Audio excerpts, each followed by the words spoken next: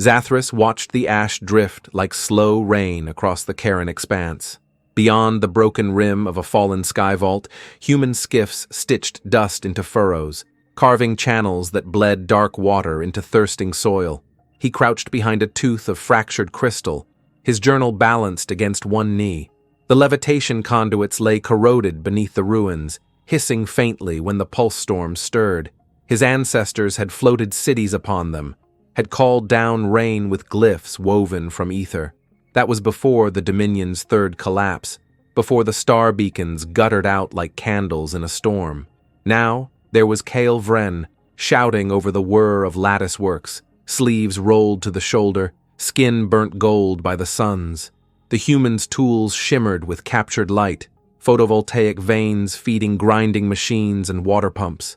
Zathras's fingers hovered above the blank page.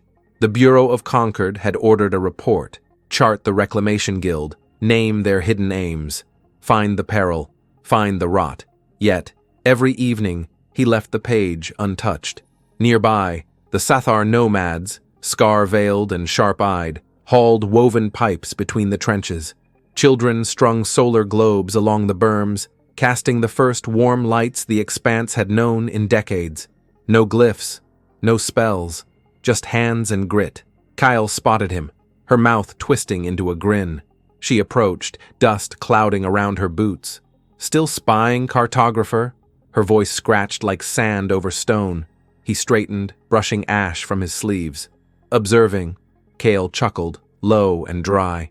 She squinted into the coppered dusk where the irrigation lines shimmered with fresh water. We build for tomorrow, even if tomorrow spits in our faces. Zathras tilted his head, considering. Among the Illyri, tomorrow was a hymn sung to inevitability. Among the Sathar, it was a wager against cruelty. For Kael Vren, it seemed to be a dare. Behind her, Sathar tents blossomed along the canal banks, their canopies strung with cracked prism films salvaged from Dominion wreckage. At night, they would catch the moon's pale rays and scatter them in shifting, spectral hues. The expanse breathed, faint and new. He wrote nothing. The days grew long. The humans stitched the shattered land into patchworks of green. Zathras wandered the half-built sluices, tracing the muddy footprints that led from canal to hearth.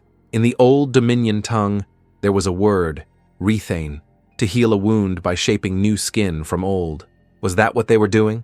In Elair, he had been taught to measure cultures by their echoes of Dominion perfection. Here, he found no echoes. Only unfamiliar songs, laughter stitched through weariness, hands roughened by work, not war. At the southern sluice, he found Kale hammering stakes beside a tributary. A gust of etheric dust whirled past, and she shielded her eyes. You know, she said without looking up, the Dominion maps lied. They often did, Zathras said. This land's not empty, it's just waiting. He crouched beside her, fingers skimming the damp earth. Beneath the cracked skin, roots drank. What does the Bureau say about us? She asked. Zathras closed his journal. The leather creaked in the cooling air. They are waiting for my report. Kyle nodded. Her hammer stilled. In the long silence, the expanse hummed with water's low song. Tell them the truth, she said. Tell them we're foolish. Tell them we're stubborn. Her smile was thin, weary. But don't tell them we're conquerors. We've no banners to raise. Night pressed in, weaving dark over the canals. The solar globes flickered to life, glinting like low stars across the settlement. Zathras watched as children chased each other between the tents, their laughter slipping into the woven hush of the expanse. He thought of the old maps, of how they always placed the Dominion at the center, how they erased what could not be controlled. Perhaps, he said softly, it is time for new maps. Kyle's gaze met his, sharp and unflinching. You'll have to draw them yourself, cartographer. The Bureau's seal burned cold in his satchel. He let it be. Ash drifted, but beneath it, the canals gleamed.